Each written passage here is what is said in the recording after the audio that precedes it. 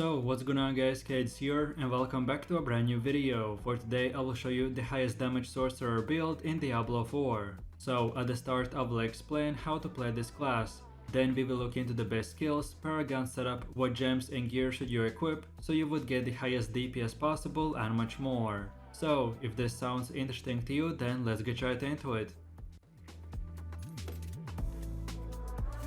So Sorcerer in the endgame is one of the highest damage classes with pure spellcasting skills, by using fire and ice magic with high AoE and crowd control. The Sorcerer can be played with ranged spells to deal damage from afar safely, or you can turn her into a battle mage for more up-close playstyle. When your teammates pull all the enemies very close to each other, the Sorcerer will unleash her massive arsenal of AoE skills, which will do massive amounts of damage. So overall, this is the perfect build for players that love strategic gameplay, with good damage, a high skill cap and much more. This build guide is split into two parts. The first part is the ice shards leveling build, so to go from level 1 to 50, and then the second part is the full endgame build, which will require at least level 50. So with that said, let's move over to the leveling build. So to start off from getting to level 3, we have to put 2 points into these two nodes. Then from level 4 to 7 we spend 4 more points in here. Then from level 8 to 15 we will get 8 more points, which we want to use by getting all of these nodes.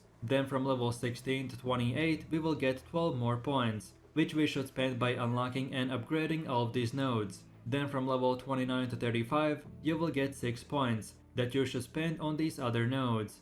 And then lastly from level 32 to 49 we will get 17 points, which we should spend on these specific nodes. And by the way, if I went too fast, then you are feel free to check out this video's description where you can see this build on a website.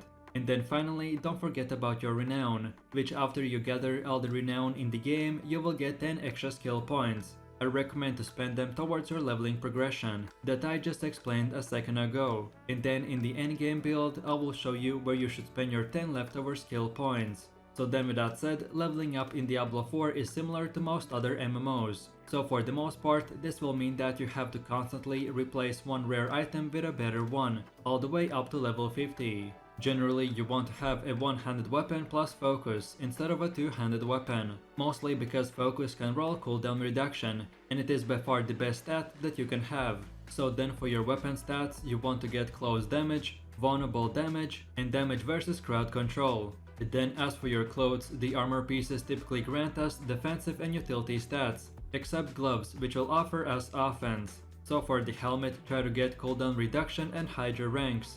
Then for chest armor, get armor and damage. Then for gloves, get ice shards ranks.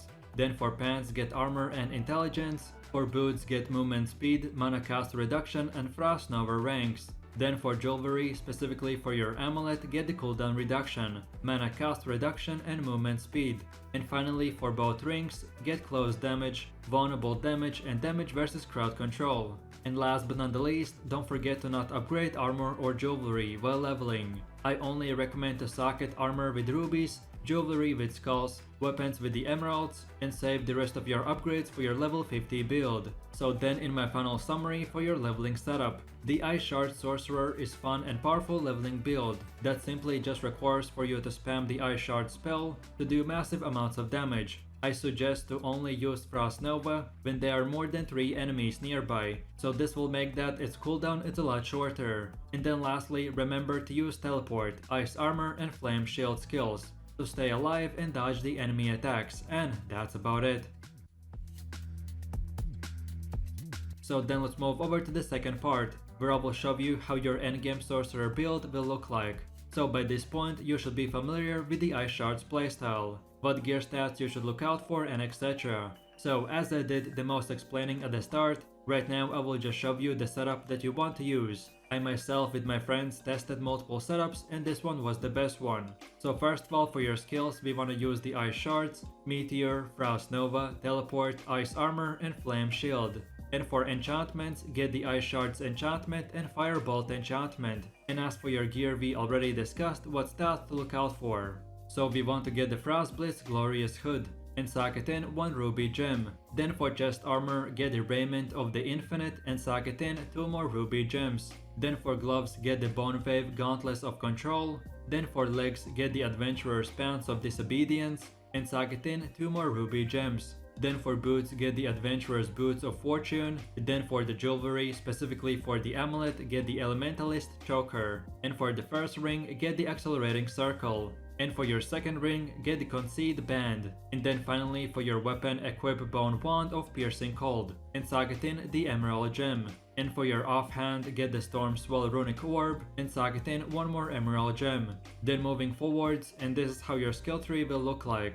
If you just came from the leveling build, then this is very similar. So again, just copy these exact upgrades, and feel free to check this video's description for the website build. And again, don't forget that by gathering all the renown in the game, you will get 10 extra skill points. And then finally, we have the Paragon system. At first, it might seem overwhelming, but if you're like me, who's played all the previous Diablo games, then this is quite self-explanatory. So starting off, this is how your first 25 points should be spent. So we want to use the starting board, and for our glyph, select the Destruction. Then this is how it should look like at around 64 points. So we get the Elemental Summoner board, and for the glyph, select the Imbiber. Then this is how it should look like at around 118 points. So we select the Burning Instinct board, and for the glyph, select Exploit. And then lastly, this is our final goal at around 150 points. So we want to get the Frigid Fate board, and for the glyph, select Elementalist.